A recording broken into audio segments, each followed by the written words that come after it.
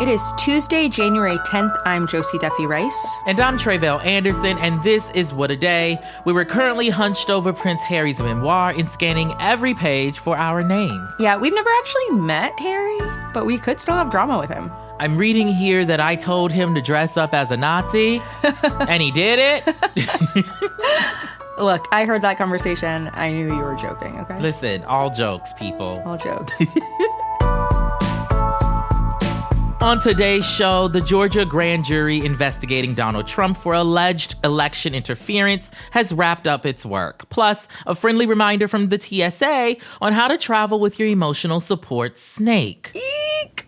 Literally the worst sentence I've ever heard personally in my life. But first, on Monday, the federal trial of Sayfullo Saipov began in New York City.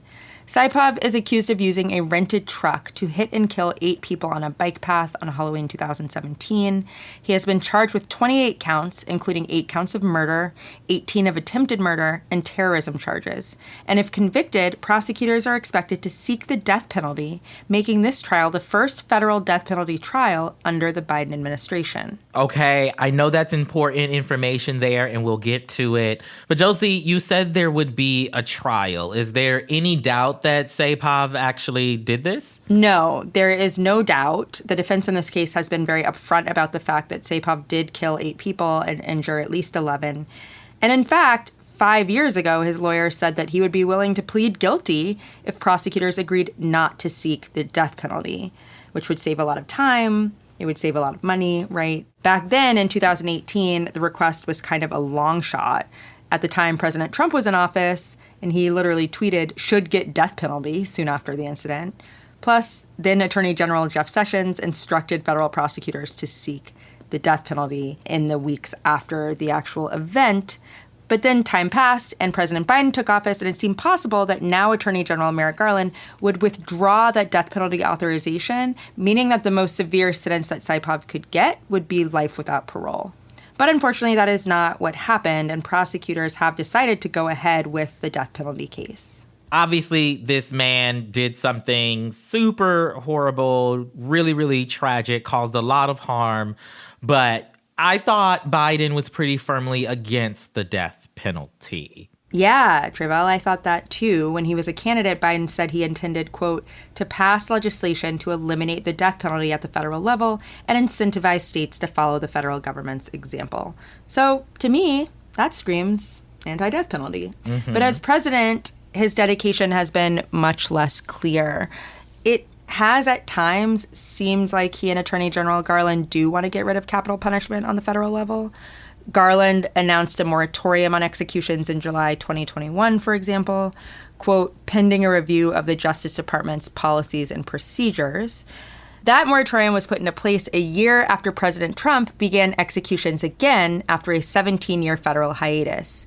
And President Trump executed 13 people in that 1 year. So in other words, no executions for 17 years on the federal level. Trump starts executing people again, executes 13 people in a year, and then Biden gets into office and goes back to the hiatus, right? 13 people in 1 year? Yeah. It feels excessive. It feels like a lot. Feels excessive even if you are pro-death penalty. That feels like you're having too much fun killing people, which is pretty on brand for Donald Trump. Anyway, that moratorium was a sign in the anti-death penalty direction, and there have been other fainter signals too, right? Garland has quietly withdrawn government death penalty requests for 16 defendants nationwide. That's a pretty good sign that he was anti-death penalty. But there have also been some signs that the administration is pretty pro-capital punishment, right? It has defended the death penalty in certain cases, including the Boston bombing case and in the case of white supremacist Dylan Roof. And for those who don't support the death penalty, this is the most disheartening case thus far, for sure. Saipov is the first case where Garland has authorized prosecutors to seek the death penalty. And it's a pretty significant jump, right, from what Biden said he valued and what people were expecting when he came into office. Yeah, and, you know, again, this definitely is a brutal, very tragic case, but is there a reason that Garland and the administration are going, you know, full death penalty on this case and not, say, other heinous cases? Well, they haven't articulated an explanation, but there are theories. So first, this is a terrorism case. It was the deadliest terror attack in New York City since 9/11, right? Very symbolic to many of the people who are making these kind of decisions. It's a case involving an immigrant. Saipov is from Uzbekistan, and he openly pledged his allegiance to ISIS before and after the attack. These kind of political loaded issues and associations could be part of the reason that Biden and his administration have decided to break their anti-death penalty promise. But this is the thing about the death penalty, right? The point of being anti-death penalty is that you're anti-death penalty no matter what. Even when someone has done something absolutely unthinkable, the point is that the government should not have the right to take a life, that someone else's moral failure doesn't excuse our own. So no one is denying that Saipov did something very, very terrible. And yet it's still very disappointing that Biden, who promised to literally introduce legislation to end the federal death penalty, has now endorsed this drastic shift, right? The New York Times said that Biden is taking a, quote, nuanced approach because maybe the administration is only seeking death penalty in terrorism cases. But I would like to push back on that. There really is no nuanced approach to executing people. You are either pro-capital punishment or you are anti-capital punishment. That is the line. And it is disappointing that he's on the wrong side of it. It is disappointing. I agree. I am disappointed. We will continue following this case in the weeks and months to come. But in the meantime, let's shift gears to something a little less sad than the death penalty, shall we? Let's do it with an update about the Hollywood Foreign Press Association, or HFPA. Those are the folks behind the Golden Globes award show, which, after a year off the air, will be back on our TV screens tonight. As a brief refresher, back in 2021, it was revealed that along with a number of financial and ethical concerns, basically people felt like they were getting these really expensive gifts to play favoritism, right, for certain shows from certain studios and whatnot. It was also revealed that the HFPA had no black members out of almost 90 people. That caused a reckoning for the organization. Celebrities returned their awards, studios boycotted, publicists withheld their talent from interviews, and ultimately, NBC, the network that airs the Golden Globes, pulled the show. So the 2022 ceremony, where, by the way, Michaela J. Rodriguez made history as the first trans actor to win a Golden Globe in its 80 years, was a private, non-televised ceremony. Now, this was a big deal because the Globes, even though it has this boozy and irreverent reputation, they played a role in the broader conversation about which films we'd be talking about at the big mama of award shows, the Oscars. If an actor or a film got a Golden Globe nomination, it could improve their chances for recognition elsewhere. Not having the show last year in many ways shifted what the season looked like. And so in the last year, the HFPA has been making some changes and working to get back into the industry's good graces. The fact that the show is airing tonight, and with so many celebrities announced to be in attendance as nominees or presenters, there's at least some proof that the org's efforts have been well received. I wanted to go a bit deeper into this whole ordeal and find out what we can expect on the show tonight. So yesterday I spoke with Jacqueline Coley. She's the awards editor over at Rotten Tomatoes. I started by asking her to recap the reporting that led to the reckoning over at the Golden Globes. So the LA Times did an in-depth investigation, which actually, although this was the banner headline, the fact that the Golden Globes had no black members for the better part of 2 decades, that was sort of the big thing, considering, how many black films are being judged by the organization. And more particularly, the organization had a reputation for maybe not celebrating as many black films throughout the years. That was part of it. The other part of it was essentially a lot of cronyism and double dealing that had been running rampant in the organization throughout the years. There had been several controversies around basically feeling like that organization was maybe influenced more by gifts than other organizations. There have been several sort of controversies through that. And then also their non-for-profit status as an organization that raked in millions of dollars with their contract with NBC. I will go ahead and say I am also a NBC employee. Comcast, NBCU actually owns NBC, which broadcasts the Golden Globes, and it also owns Fandango, which is where Rotten Tomatoes is housed. However, that sort of relationship really kind of came to a head with this LA Times article, because at that moment, both NBC and a lot of the studio heads, upon hearing sort of someone taking a peek inside the organization, that perhaps maybe it wasn't as up and up as it had previously been alleged in other years. The Golden Globes have always had this reputation, if you will, of kind of being like the party of award season, right? Like, they were a legitimate award show that all of the big celebrities went to, but also a lot of folks were like, okay, you're going to get some wild nominations from this group. Could you remind us a little bit of what Hollywood's response was to the LA Times investigation? Like, how did people respond in the moment? Well, what was really interesting is immediately there was a very swift response, specifically by, I would say, 3 or 4 groups. The first being Time's Up, the second being Netflix and Amazon Studios. They were sort of the very first ones to say, okay, we as a studio are going to be reevaluating our relationship with the organization based on this new information. But then the third, and I think the one that folks sort of forget, is actually an honoree this year, Tom Cruise, sending his Golden Globes back. For what is to be said, for a lot of folks in the industry, that was sort of like their Tom Hanks getting COVID moment. That's when things became real for them as far as how serious Hollywood was taking these allegations. I will say, since that moment, for all of the folks that were very instantaneous, including NBC, to say, look, the organization has a lot of work to do, and we are going to be evaluating our relationship with them, as well as everyone in Hollywood. Since then, however, I will say there has been a ton of effort around the organization, as well as through the membership, to not only recruit more journalists that represent the giant swath of folks that go to movie theaters every day, not just Black journalists, but literally trying to make the organization a global reflection of the global cinema audience. They have done a lot of listening sessions. They have been furiously working their PR game.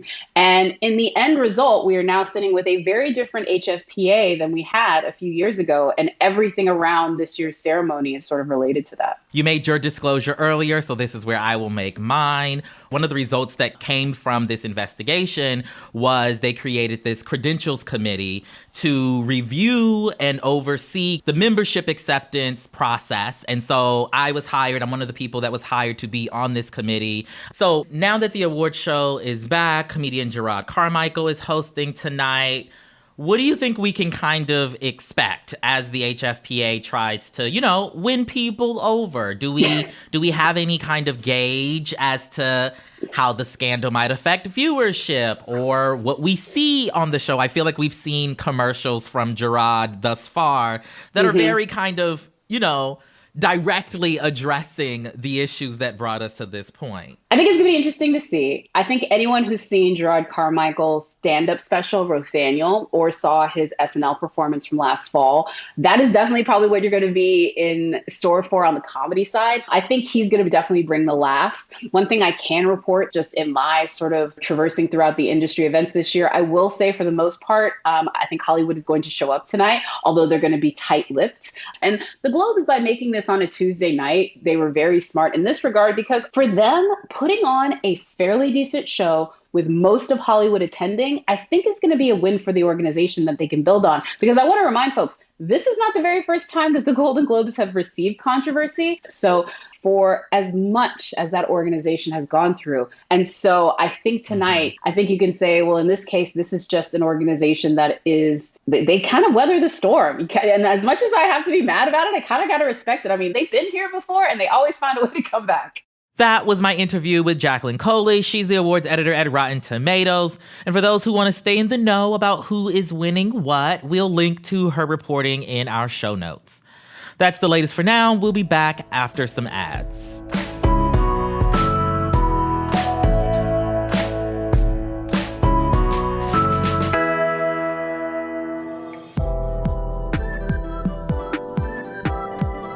What a Day is brought to you by Keeps.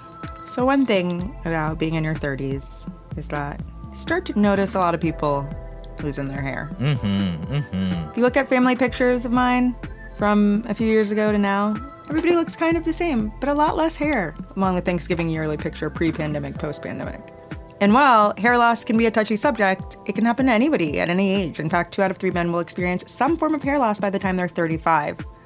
But keeping your hair has never been easier with Keeps. Keeps offers quality, expert-recommended hair loss treatments without the hassle of visiting a doctor's office or pharmacy. Everything is delivered straight to your door, and each treatment plan gives you access to 24/7 care and support from Keeps' network of expert medical advisors and care specialists. So whether you're looking to stimulate hair growth or just take better care of the hair you have, Keeps has you covered. If you're ready to take action and prevent hair loss, go to keeps.com/WAD to receive your first month of treatment for free.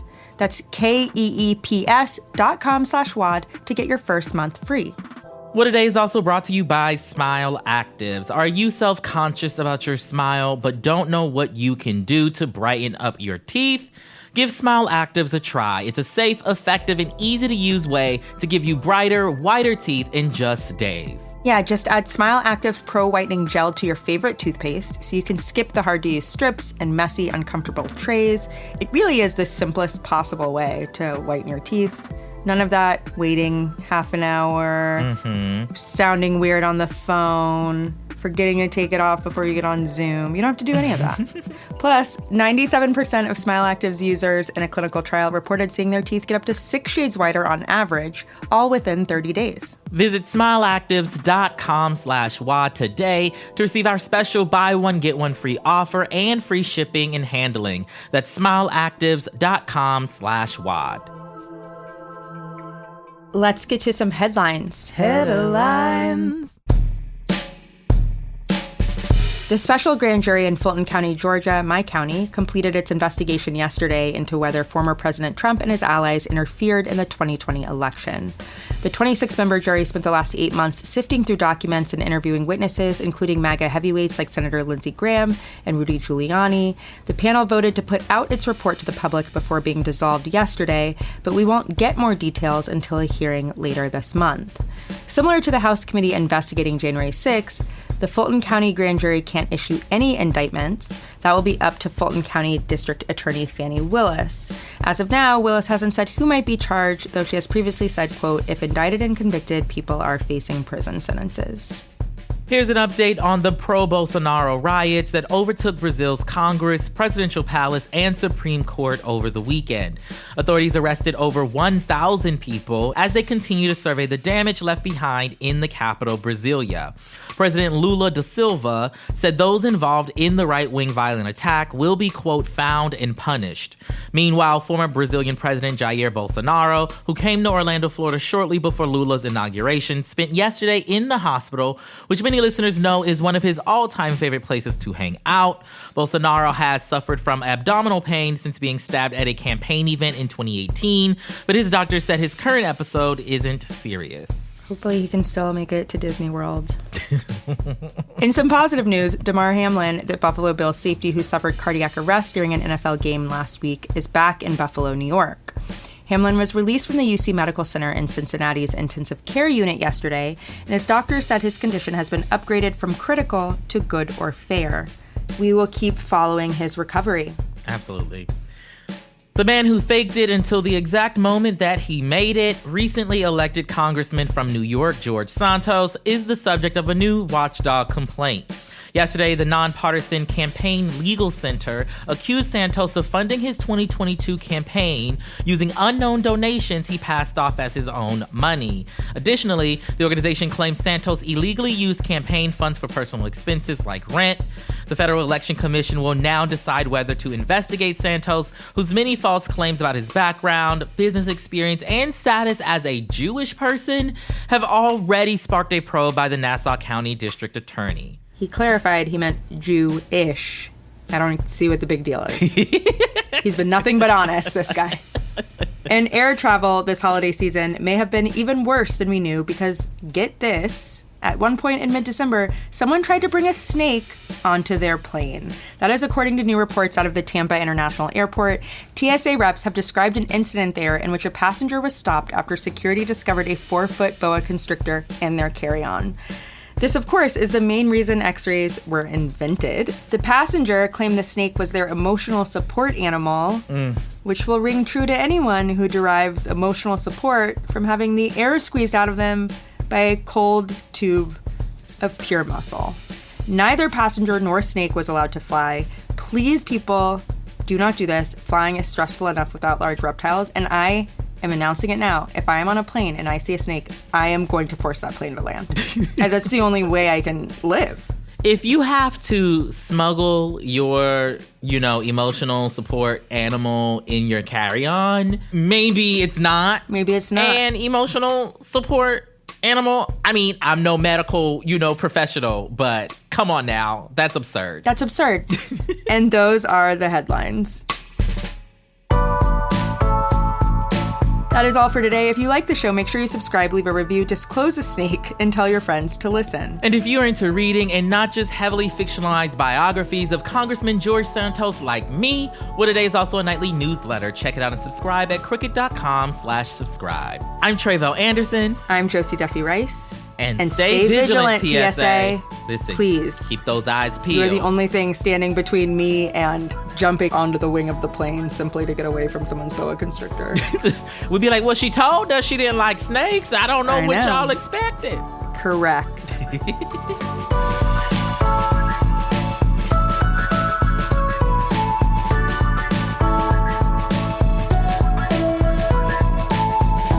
What A Day is a production of Crooked Media. It's recorded and mixed by Bill Lance. Jazzy Marine and Raven Yamamoto are our associate producers. Our head writer is John Milstein, and our executive producer is Lita Martinez. Our theme music is by Colin Gilliard and Kashaka.